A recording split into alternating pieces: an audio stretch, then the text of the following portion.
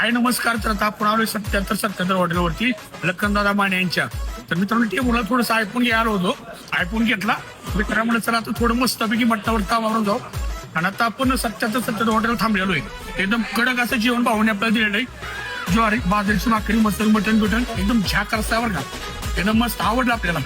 Hotel 77 ला आलो होतो. क्वालिटी क्वांटिटी एक नंबर. एकच नंबर व्हेज.